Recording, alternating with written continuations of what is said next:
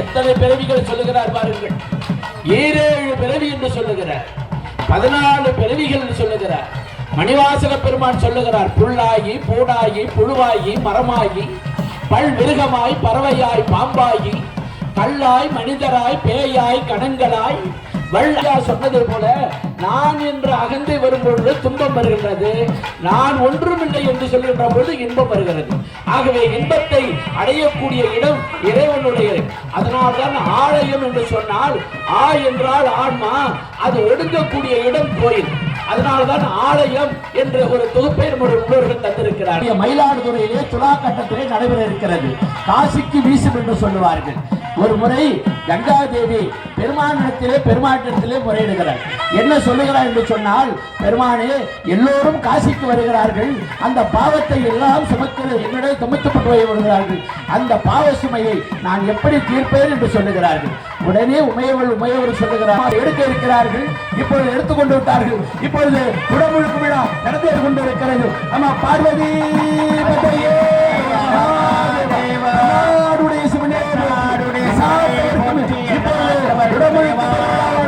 நடந்தேறி கொண்டிருக்கிறது. உடமுழுக்கு பெருவானது நடந்தேறி கொண்டிருக்கிறது. தடம் கொண்டையோர் தாமரை பெருமுடி தன்மை இடம் கொண்ட அடியார் குளிநீர் சுமந்தாட்ட இடம் கொண்டிருந்தான் இடை மருதிதே என்பதை போல அடியார் பெருமக்கள் எல்லாம் பூஜித்த புனித கலசமானது அங்கே விடைகளாக இருக்கக்கூடிய சக்தி வாய்ந்த அந்த நன்றிகாட்டானது இப்பொழுது பெருமாட்டிக்கு வழங்கிக் கொண்டிருக்கிறார்கள்.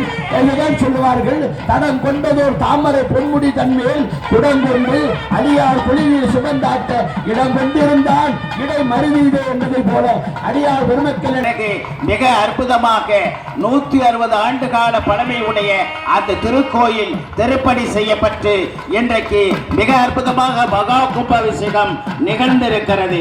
பெருமக்கள் எல்லாம் அந்த திருக்கோயிலில் அமைந்திருக்கிற ஆதி மன்மதேஸ்வரர் பெருமானுடைய அருளினை பெற்று எல்லா நலனும் பெற்று அங்கே வினைகள் எல்லாம் நீங்க பெற்று மனித பிறவியும் வேண்டுவதே மாநிலத்தே என்று அப்பர் பெருமான் சொல்வது போல அந்த அற்புதமான மனித பிறவியை பெற்றிருக்கிறோம்.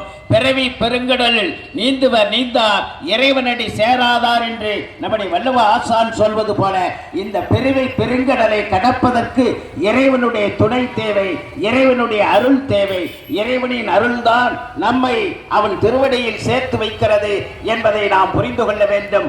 பக்தி தடத்தில் பயணிப்பவரே பரமன் திருவடியை அடைய முடியும் என்பது போல அந்த பக்தியால் இங்கே மன்மதீஸ்வர பெருமானுடைய திருவருளை பெறுகிற அற்புதமான வாய்ப்பு நமக்கு கிடைத்திருக்கிறது. இங்கே குடமுழுக்கு நிறைவு பெற்று மகாதீபம் நடைபெறவிருக்கிறது.